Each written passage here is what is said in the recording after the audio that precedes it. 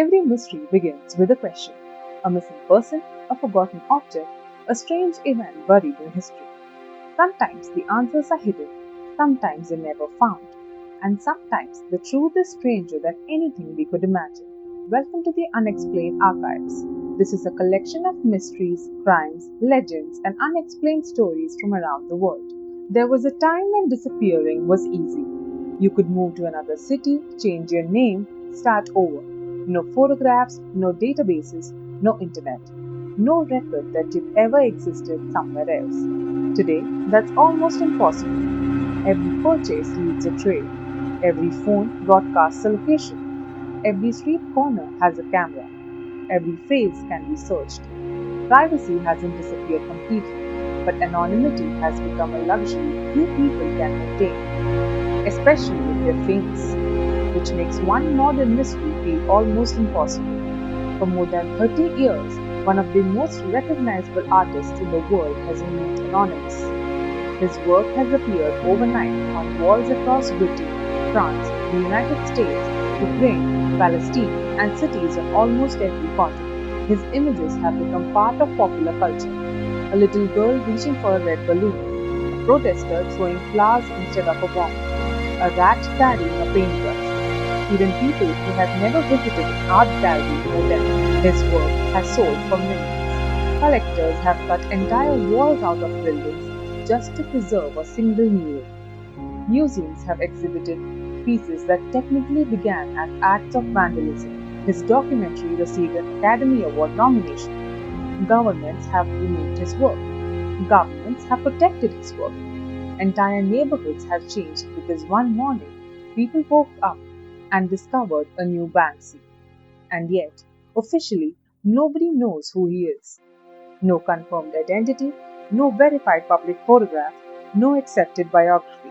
Only a name: Banksy. That shouldn't be possible. Not in the 21st century. Not for someone this famous. Not for someone whose work appears in public spaces. Not for someone whose art is worth tens of millions of dollars. And yet, the mystery has survived. Journalists have tried to solve it. Police have investigated him. Art historians have reconstructed timelines. Internet detectives have compared school records, property records, travel schedules, concert tours, and thousands of photographs. Names have been published, suspects identified. Entire documentaries have claimed to reveal the truth, but every investigation ends in the same place, with uncertainty, because Banksy has done something almost no public figure has ever managed. He has remained just out of reach. Perhaps the perfect example came on an October evening in London. The room was full: collectors, journalists, auctioneers, television cameras. The final lot of the evening hung on the wall, one of Banksy's most famous images: Girl with a Balloon. The bidding climbed steadily: £800,000, 900,000, 1 million. The auctioneer raised the hammer. Sold. Applause echoed through the room. Then a mechanical sound. At first, almost nobody reacted. It was quiet, a faint electric whir. Then people noticed something impossible. The painting was moving. Not off the wall, through it. Hidden inside the ornate frame, a shredder had been waiting. For years, perhaps longer. The canvas slowly disappeared into thin strips. Gasps turned into laughter. Laughter became confusion. Auction house staff rose. Phones appeared almost instantly. Nobody knew whether they were watching vandalism, performance art, or history. Within hours, Banksy's authentication company confirmed that the stunt was genuine. The artwork had not been destroyed, it had become a new artwork, renamed Love is in the Bin. The irony was almost perfect. A work criticizing the absurdity of the art market had destroyed itself, only to become even more valuable. Years later, it sold again, this time for more than £18 million. But while the art world argued about the meaning, another mystery quietly emerged. Who built the shredder? How was it hidden inside the frame without anyone noticing? Who knew the auction schedule? Who activated it at exactly the right second? And perhaps most importantly, where was Banksy? No photographs placed him in the room, no witness identified him. No one stepped forward, the artwork announced itself, and the artist once again vanished. That story captures everything strange about Banksy. Every new piece answers one question while creating three more. Who painted it? Who helped? How did they escape unnoticed? Most mysteries survive because the evidence disappears. This one survives because the evidence keeps appearing. New murals, new installations, new political statements. Each one proving that Banksy is still out there, still watching the world, still leaving messages, and still refusing to sign them with anything more than a single name. Every mystery begins somewhere. Jack the Ripper had Whitechapel, Sherlock Holmes had Baker Street, Banksy had Bristol.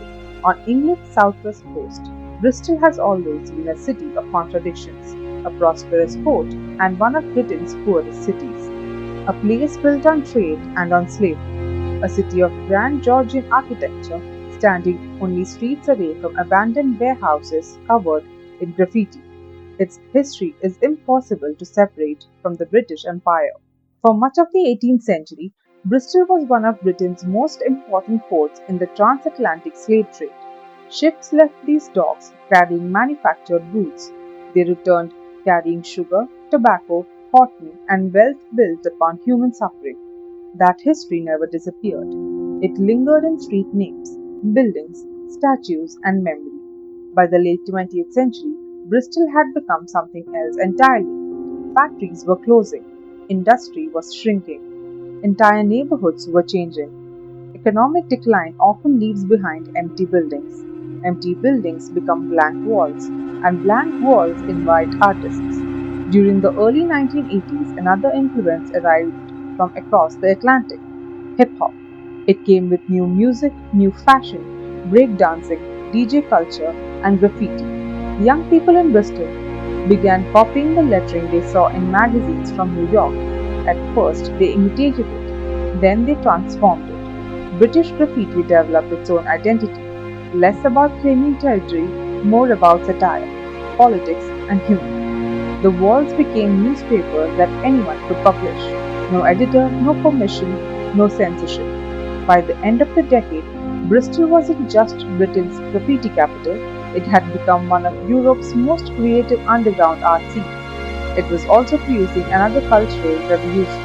Artists like Massive Attack, Portishead, and Tricky were redefining British music. The musicians knew the graffiti artists. The graffiti artists knew the DJs. Everyone seemed connected. One of the most important meeting places was Barton Hill Youth Club. To outsiders, it looked ordinary. Inside, it quietly became one of the most influential creative spaces in modern British culture. Young artists gathered there to paint, experiment, share ideas.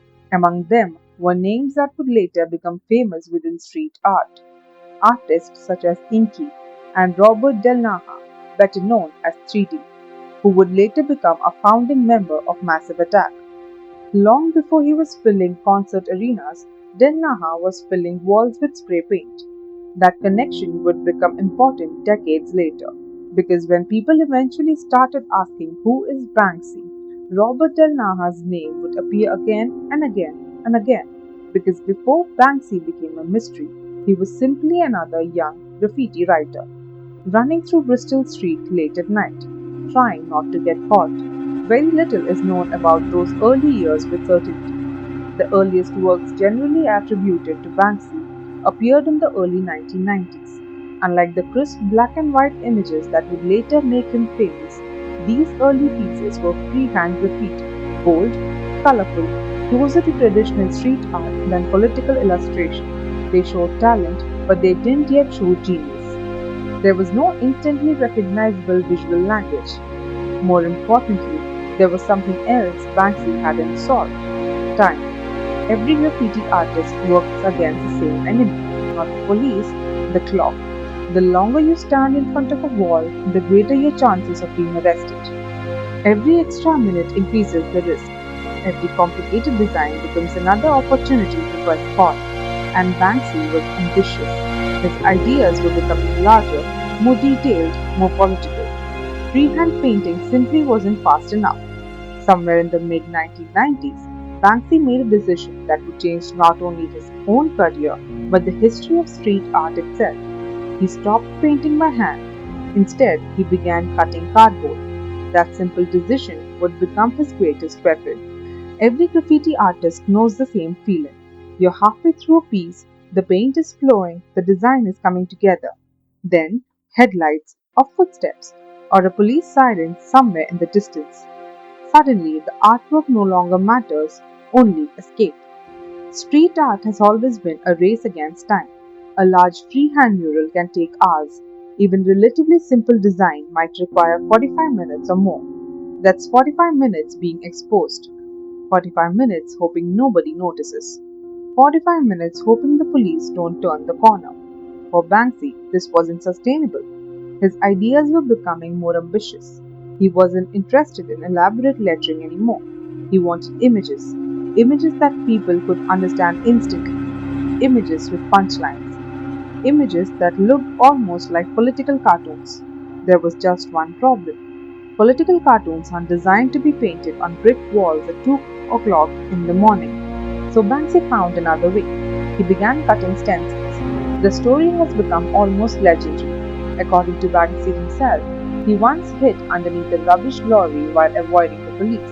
Lying there, waiting for the danger to pass, he noticed the serial numbers stenciled onto the underside of the vehicle. Simple, clean, repeatable. Most importantly, fast. Whether that moment happened exactly as described almost doesn't matter, because the logic was undeniable. A stencil could be prepared safely at home, every line carefully planned, every detail perfected. Then, under cover of darkness, it could be taped to a wall. A few bursts of spray paint, lift the stencil, walk away. What once took an hour now took minutes, sometimes less. Banksy didn't just change his technique, he changed the mathematics of getting caught. The less time spent at the scene, the lower the risk. It was a tactical innovation disguised as an artistic one. But something unexpected happened. The limitation became the style, the crisp black outlines, the sharp contrast, the minimal color palette, the instantly recognizable silhouettes. They weren't originally aesthetic choices, they were practical ones. Necessity became identity. Soon, people could recognize a Banksy from the other side of the street, not because of a signature, because of the visual language. A child, a soldier, a rat, a policeman. An ordinary figure placed into an extraordinary situation. Banksy understood something advertisers had known for decades. People don't stop to admire complexity, they stop for clarity. You only have seconds to capture someone's attention, especially if they're walking fast. His images work like road signs, simple enough to understand immediately, powerful enough to stay with you for years. A masked protester throwing flowers instead of a Molotov cocktail, two police officers kissing, a monkey holding a sign that reads, "Laugh now, but one day we'll be in charge." No explanation, no essay, just one unforgettable image. The wall became the gallery, the city became the audience, and unlike museums, there was no admission fee. Anyone could see a Banksy, whether they knew anything about contemporary art or not. That accessibility became revolutionary. For centuries, art had largely belonged inside institutions, churches, palaces, museums, private collections. Banksy dragged it back onto the street, not to decorate cities, but to interrupt them. A mural wasn't something you planned to visit, it was something you accidentally discovered on your way to work, which meant the audience wasn't self selecting. Bankers saw Banksy, children saw Banksy, tourists saw Banksy, even police officers saw Banksy, even people who hated modern art found themselves looking at it. That wasn't an accident, it was the entire point. And the stencils gave Banksy something even more valuable than speed. They gave him consistency. Whether the mural appeared in Bristol, London, Paris, Bethlehem, or New York, people instantly knew whose work they were looking at. Ironically, the anonymous artist had become one of the easiest artists in the world to recognize. But recognition created a new problem. Banksy was no longer just another graffiti writer. People were beginning to look for him. Photographers, police, collectors, every new mural attracted larger crowds. Every appearance made anonymity harder. If Banksy wanted to remain invisible, painting faster would no longer be enough. He needed to disappear on an entirely different scale, because soon his canvas would no longer be Bristol, it would be the entire world. Before anyone tries to identify a suspect, investigators usually ask a simple question: what patterns keep repeating? Serial offenders have signatures, writers have habits, musicians develop recognizable sounds. And perhaps the strangest thing about Banksy is that although nobody can identify the artist, almost everyone can identify the artwork. Walk past one of his murals, even from across the street, and something immediately seems familiar. Not because of a signature, Banksy almost never signs his work. Instead, he repeats ideas again and again, like words in a language. Take the rats. No creature appears more frequently in Banksy's work. Tiny, ignored, hunted, forced to survive in the margins of cities. To most people, rats are pests. To Banksy, they became revolutionaries. They carry signs, paint graffiti, start riots, play music. Sometimes they're wearing tiny safety jackets, sometimes they're armed with spray cans. Always they're underestimated. Banksy once wrote, "They exist without permission. They are hated, hunted, and persecuted. Yet they're capable of bringing entire civilizations to their knees." Whether he was describing rats or graffiti artists is left deliberately unclear. Then there are children. Again and again, children appear in Banksy's work, not as symbols of innocence, but as symbols of possibility. A little girl reaches towards a heart shaped balloon. Children frisk a soldier. A child builds sand castles beneath military watchtowers. A boy paints over warning signs. Children aren't there because they're cute. They're there because they ask difficult questions adults have stopped asking. Authority appears just as often. Police officers, soldiers, security cameras, politicians. They rarely appear as heroes, nor as monsters. Instead, Banksy places them in situations that make power seem absurd. Two British policemen kissing, a riot officer holding a smiley face shield, a soldier searching a little girl. Authority isn't mocked through violence, it's mocked through irony. Banksy's favorite weapon has never been anger, it's embarrassment. Perhaps that's why his images travel so well. He doesn't rely on language, he relies on symbols: a balloon, a flower, a dove, a CCTV camera. You don't need subtitles, you don't need an art degree. The image does the work. Political cartoons often require context. Banksy's rarely do. His work is almost universally legible. Whether you are in London, Tokyo, Sao Paulo, or Mumbai, you understand the contradiction immediately.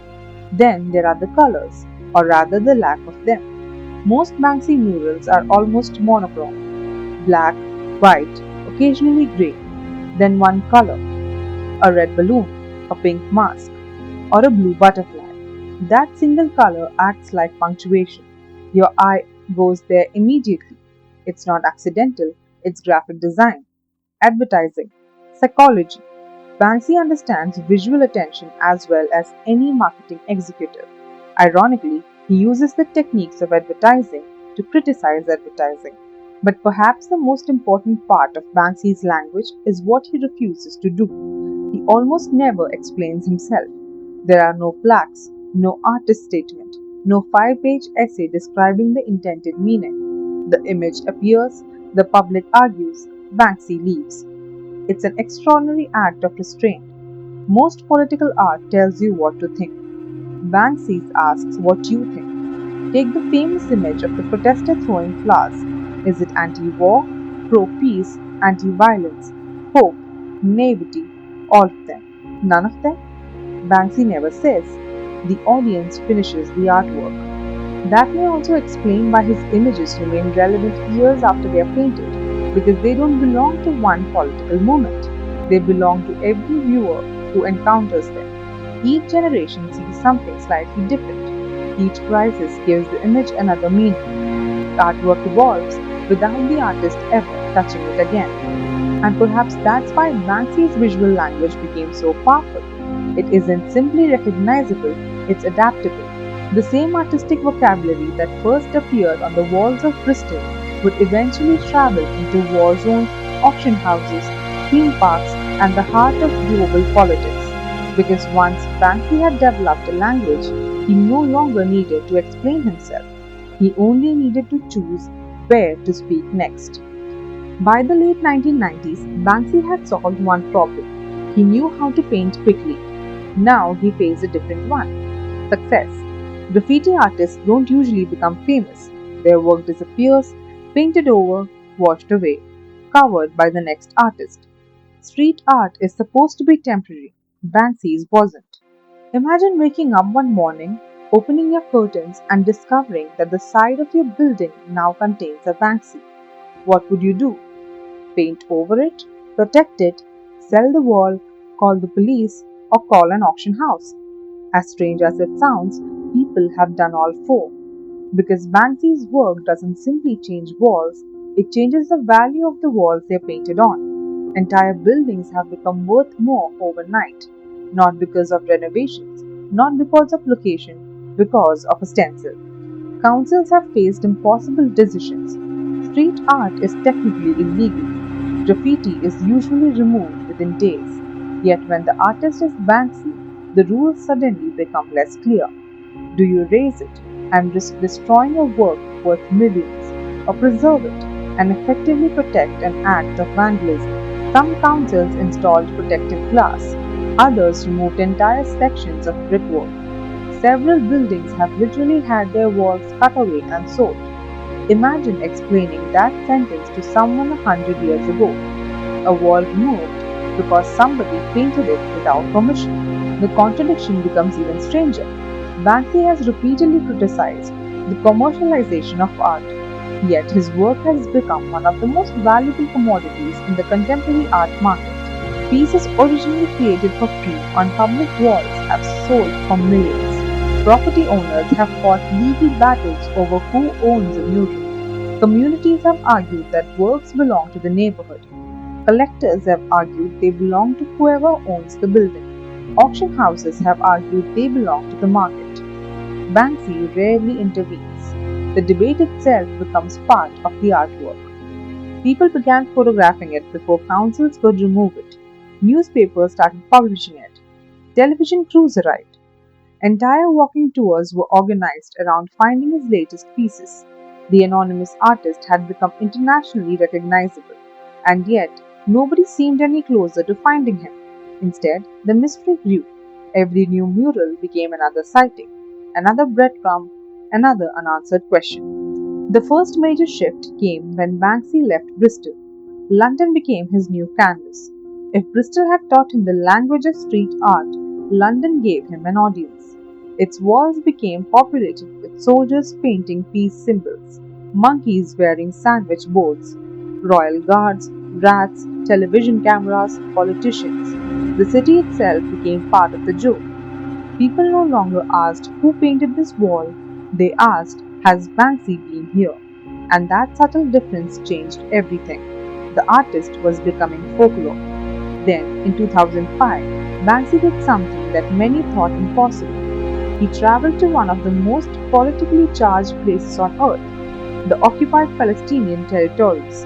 Along the Israeli West Bank barrier, an immense concrete wall stretches for hundreds of kilometers. To some, it is a security barrier, to others, a symbol of occupation.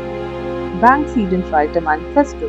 He painted windows, illusions, children digging through the wall toward beaches and blue skies, a ladder reaching into another world, a dove wearing a bulletproof vest, its chest marked by a sniper's target. The murals were instantly photographed around the world.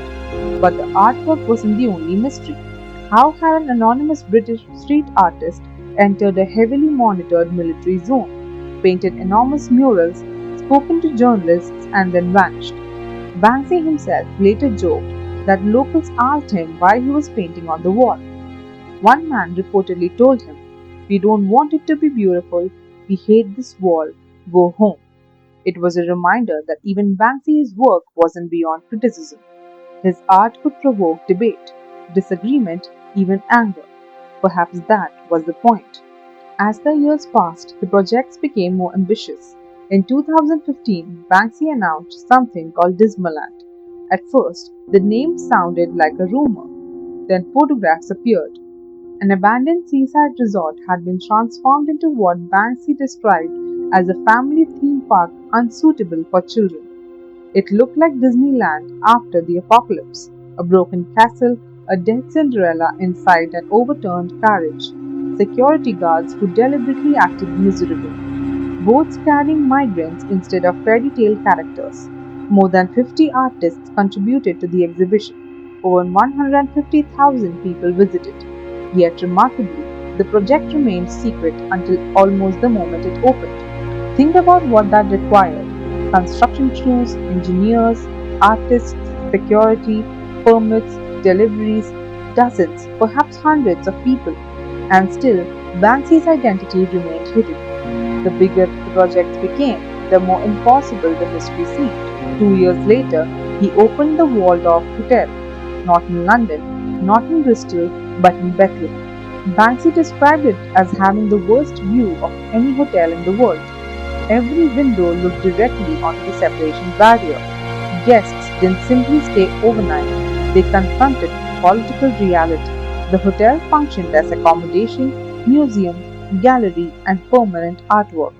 Again, Banksy refused to explain exactly what visitors should think.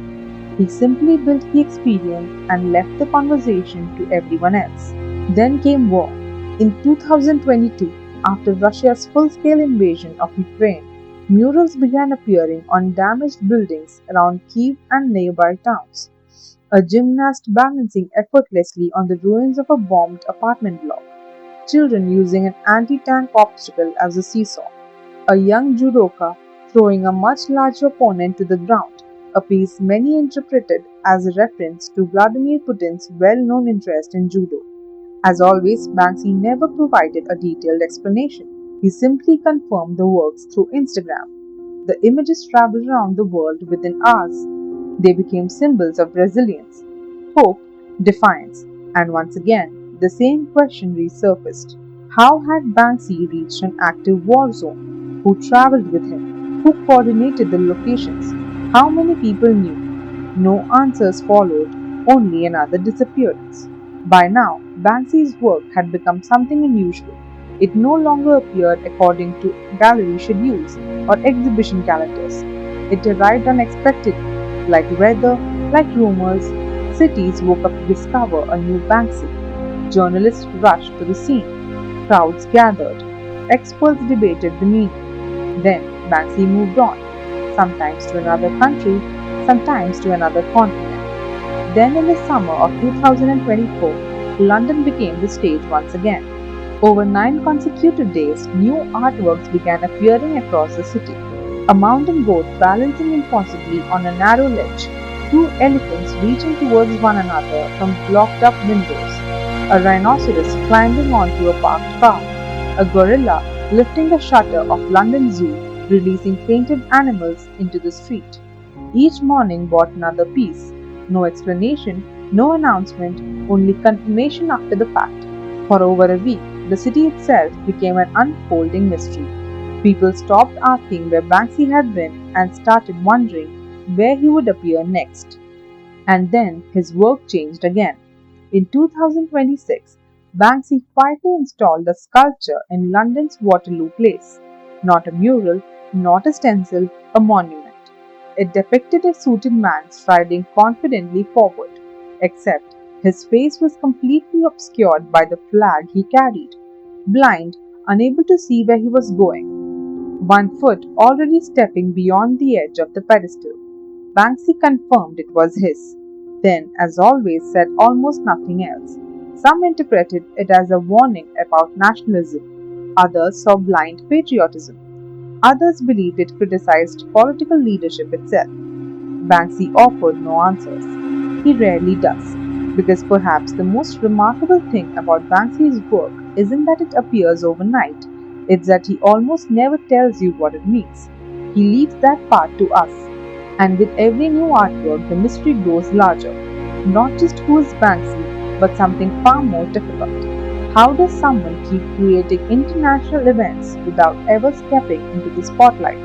Because by this point, it's becoming increasingly difficult to believe that one person could do all of this alone. And that's where our investigation takes an unexpected turn. Because perhaps Banksy isn't hiding. Perhaps Banksy has never been one person at all. After following his work across 3 decades, another question begins to feel far more difficult. How? How does one anonymous artist coordinate projects across continents without ever exposing themselves? Think for a moment about what we've seen: walls painted inside active conflict zones, entire theme parks built in secret, a functioning hotel operating year round, paintings hidden inside elaborate mechanical frames, murals appearing simultaneously across major cities, installations that require engineering, fabrication, transport, security, permissions, construction, and demolition. This is no longer the story of a man carrying a backpack full of spray cans. It's the story of an operation, and operations leave trails, or at least they're supposed to. Consider the Sotheby's shredding. The frame wasn't ordinary. It concealed a custom built mechanical shredder. It needed power. It needed a triggering mechanism. It needed to survive transportation, handling, storage, and years of being examined by collectors and auction specialists. Someone built it, tested it, and fitted it into the frame. Someone ensured it would activate at precisely the right moment. The official explanation is simply Banksy did it. But even if that's true, he couldn't have done it entirely alone. Engineering is rarely a one-person job. The same question emerges at Dismaland. The temporary park occupied the abandoned Tropicana Lido in western Supermare. It featured dozens of installations, works by more than 50 artists, lighting, security, food vendors, construction crews, insurance, health and safety inspections, ticketing systems, staff training, thousands of visitors every day. This wasn't guerrilla graffiti. It was the logistical equivalent of producing a music festival. Yet, until it opened, almost nobody knew Banksy was behind it. Workers reportedly signed confidentiality agreements. Materials arrived gradually. The project was disguised as preparations for a Hollywood film set. Even local residents weren't entirely sure what was happening until the gates finally opened. For an artist famous for anonymity, it was an astonishing feat of coordination. Then there's the Waldorf Hotel. Hotels don't simply appear overnight. They require architects, builders, electricians, plumbers, interior designers, accountants, lawyers, hospitality staff, managers. Today, the hotel continues operating. Visitors from around the world check in, sleep, eat, and visit the gallery. The artwork didn't end when the hotel opened. It became a functioning business. Banksy's anonymous project now required permanent employees. Some of them undoubtedly know far more than the public ever will. Yet, the mystery survives. Even the simplest mural involves more planning than most people imagine. First, someone scouts the location, not just for visibility, but for cameras, escape routes, lighting, police patrol patterns. Then comes preparation: stencils, paint, equipment, transportation, timing. Sometimes assistants, sometimes lookouts, sometimes photographers documenting the work before it's removed. By the time the image appears online, the operation is already over. Banksy is gone, and only the artwork remains. This brings us to another curious detail. Every authentic Banksy must pass through a company called Pest Control. If Banksy is the world's most anonymous artist, Pest Control is the world's strangest authentication service. Founded in 2009, it exists for one reason: to answer a question worth millions of pounds. Is this really a Banksy? Collectors submit photographs, documents, provenance, sometimes the artwork itself. If Pest Control approves it, its value can increase dramatically. If they reject it, the market often collapses. It's an extraordinary position. One anonymous artist represented by an organization that knows who he is but refuses to tell anyone else. Pest Control doesn't reveal Banksy's identity. It communicates through representatives, issues certificates, handles legal matters, protects copyrights, negotiates exhibitions, rejects forgeries. and somehow it has managed to preserve the mystery while simultaneously running an international business. It's almost paradoxical. The world's most famous anonymous artist requires one of the world's most organized support systems. So perhaps we've been imagining Banksy incorrectly. Perhaps we picture one person climbing walls in the middle of the night, spray can in hand, working completely alone. Reality is probably more complicated. Whether Banksy is one artist or several, or an artist supported by an exceptionally loyal team, the work now exists on a scale that no longer resembles traditional graffiti. It resembles filmmaking, architecture, theatre, large scale public art, and every one of those disciplines depends on collaboration, which raises an uncomfortable possibility. Maybe hundreds of people already know who Banksy is. Perhaps the mystery hasn't survived because nobody knows. Perhaps it survived because everyone who knows has chosen not to say. If that's true, then the greatest secret isn't Banksy's identity, it's the remarkable silence surrounding it. And yet, despite all of that, one name continues to appear more often than any other. A name connected to Bristol, connected to the earliest murals, connected to addresses, friends, and a pattern so compelling that university researchers use the same investigative technique normally reserved for hunting serial criminals. His name was Robin Gunning, and for many people, the mystery ends there. But does it? Every great mystery eventually arrives at the same question: who? For more than 30 years, journalists have tried to answer exactly that. Names have appeared in newspapers, television documentaries, academic papers, online forums, police reports. Some theories disappeared almost as quickly as they emerged. Others refused to die. But unlike most famous mysteries, the Banksy investigation has one unusual problem. There isn't a shortage of suspects, there's a shortage of evidence. No fingerprints, no DNA, no confession, no verified photograph of Banksy creating a mural. Only patterns, coincidences, and a handful of names that continue appearing again and again. The most prominent of those names is Robin Gunningham. Robin Gunningham was born in Bristol in 1973. He attended Bristol Cathedral School. Friends from his youth have described him as artistic, interested in graffiti, interested in the city's underground scene. For years, his name remained largely unknown outside Bristol. Then, in 2008, everything changed. The Mail on Sunday published an investigation claiming that Banksy was Robin Gunningham. The newspaper interviewed former classmates, tracked old addresses, spoke with acquaintances, compared timelines. The investigation wasn't definitive, but it was detailed enough that Gunningham's name has remained attached to Banksy ever since. Banksy's representatives denied the claim, but they never explained why. The mystery continued. Then, in 2016, the investigation left journalism and entered academia. Researchers from Queen Mary University of London applied a technique known as geographic profiling. Normally, this isn't used to study artists, it's used by police.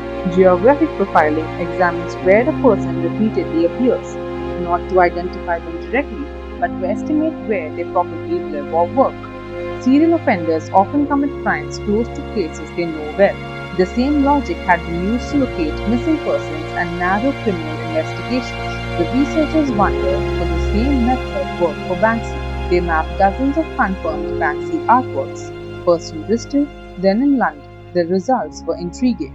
Many of the works clustered around addresses associated with Robin Gunningham, homes, schools, places linked to family members.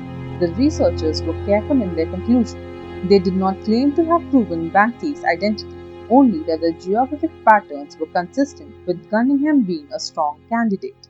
It was one of the most rigorous investigations ever conducted, and still it wasn't true, because geography can suggest, it cannot identify. Then another theory emerged. This one wasn't based on addresses, it was based on music, specifically the band Massive Attack. Its founding member, Robert Nell Naha, known to many fans as 3D, had been part of Bristol's graffiti scene long before becoming an internationally successful musician. Unlike Robin Gunningham, Del Naha was already famous. He openly acknowledged his graffiti past. He knew many of the artists Banksy would later be associated with. Then journalists noticed something curious. New Banksy works often appeared in cities shortly before or shortly after massive attack concerts. The pattern wasn't perfect, but it happened often enough to raise eyebrows. Could Banksy be traveling with the band? Or more dramatically, could Robert Del Naja actually be Banksy himself? The theory spread rapidly. Newspapers loved it. Fans loved it even more. Del Naja predictably denied it, though he has occasionally joked about the rumors. At one concert, he reportedly told the audience, "We are all Banksy." It was exactly the sort of answer that solved nothing. Others have suggested something entirely different, that Banksy isn't one person at all, but a collective. It's an attractive theory. After all, the scale of recent projects seems difficult for one individual to manage. Large installations, hotels, international logistics, film productions, auction interventions. Perhaps Banksy functions more like a film director, one creative mind supported by dozens of collaborators, or perhaps a group sharing one identity. There is some evidence supporting this idea. Many former collaborators have described teams working together on installations. Complex projects clearly require specialists, but collaboration doesn't necessarily mean collective authorship. The existence of a team doesn't tell us who conceived the work, only that someone couldn't have executed it alone. And then there are the more unusual theories that Banksy is several different artists using the same name, that Banksy changes identities over time, that Banksy is secretly represented by multiple people appearing in public simultaneously, even that Banksy has already been identified and the art world has quietly agreed not to acknowledge it. Most of these theories share one characteristic: they're impossible to prove. But perhaps the strangest thing about the Banksy investigation isn't the theories, it's how little has actually leaked. Think about it: 3 decades, hundreds of artworks, international travel, major exhibitions, hotels, films, auction houses, countless assistants. Somewhere people know, friends know, staff at Pest Control know. Yet there has never been a verified whistleblower. No former employee producing documents, no authenticated confession. In an age where secrets rarely survive a week, Banksy's has survived more than 30 years, which forces us to consider one final possibility. Perhaps the mystery isn't difficult to solve. Perhaps the people who know simply understand why it should remain unsolved. Because if Banksy's identity is eventually confirmed, something much larger than a mystery might disappear with it. Every investigation eventually reaches a point where the evidence stops growing. The detective has interviewed the witnesses, examined the crime scene, compared the timelines, followed every lead, and yet the answer refuses to appear. The Banksy mystery has reached that point many times. Each explains part of the story, none explains all of it. But perhaps we've been treating Banksy's anonymity as something that needs to be solved. What if it's actually the artwork? For centuries, artists wanted exactly what Banksy appears determined to avoid: recognition. Leonardo da Vinci signed commissions. Michelangelo argued over credit. Picasso cultivated celebrity. Andy Warhol blurred the line between artist and public figure until they became inseparable. Today, that instinct has only intensified. Artists don't just sell paintings, they sell themselves. Collectors often buy not just an artwork but access to the person who created it. In the modern art market, the artist can become more valuable than the art itself. Banksy refused that exchange. Think about what happens every time a new Banksy appears. The first question isn't who's wearing this or which celebrity bought it. It's much simpler. What's he trying to say? The conversation begins with the image, not the artist, not the biography, not the politics of the person holding the spray can, just the work. That is remarkably rare. Banksy has often mocked the idea of celebrity itself. He has criticized consumer culture, auction houses, branding, corporate advertising, and the commercialization of art. Remaining anonymous isn't separate from those ideas, it reinforces them. Imagine if Banksy revealed himself tomorrow. Within hours, every newspaper would publish his face. Television crews would gather outside his home. His childhood photographs would appear online. His neighbors would suddenly remember stories. The mystery would disappear, but something else would change too. Every future mural would immediately be filtered through the identity of its creator. Instead of asking what does this artwork mean, people might ask, what political party does Banksy support? What religion is he? What did he post 10 years ago? The conversation shifts from ideas to identity. Banksy has spent 3 decades refusing to let that happen. Most anonymous people disappear because nobody notices them. Banksy disappeared while becoming one of the most recognizable artists on earth. Every new mural creates headlines. Every new installation becomes international news. Every new appearance sends journalists searching once again. And yet, after all these years, they're still searching. Because perhaps Banksy's greatest masterpiece was never painted on a wall. It was convincing the entire world that anonymity could still exist. Every time a new artwork is discovered, Banksy confirms only one thing, that it was his. Everything else he leaves to the public. Perhaps that's the real signature, not the stencil, not the rat, not the balloon, the silence. And maybe that's why the mystery has survived, not because it cannot be solved, but because it serves a purpose. The anonymity forces us to confront the work instead of the artist. In a world where almost every opinion comes attached to a face, Banksy removed the face altogether. It may be the most radical artistic decision he ever made, because disappearing is much harder than becoming famous. So, after more than 30 years, we are left with an unusual conclusion. The evidence matters, the suspect matters, the investigations matter, but perhaps none of them are the point. Perhaps Banksy has spent his entire career reminding us that great art doesn't need a famous face behind it, only an audience willing to stop, look, and think. And that leaves us with one final question, not who Banksy is, but what happens if we ever found out. Every generation seems to inherit a mystery. Most of those mysteries exist because something went wrong. A murder, a hijacking, a disappearance. Banksy's mystery is different. It exists because someone chose it. Every day, Banksy could end it. He could give an interview, publish a photograph, walk onto a stage, write a memoir. He could become one of the most famous artists on earth overnight. Instead, he paints another wall and disappears again. In recent years, Banksy's work has become even more immediate. War, migration, climate, consumerism, national identity. The subjects change because the world changes, but the method remains remarkably consistent. A single image, minimal words, maximum impact. No explanation, no lecture. Just enough information to begin an argument, never enough to end one. Perhaps that's why his work continues to spread so quickly. You don't need to know anything about art history to understand it. You simply need to stop, look, and ask yourself what you're seeing. And that's where the trail grows cold.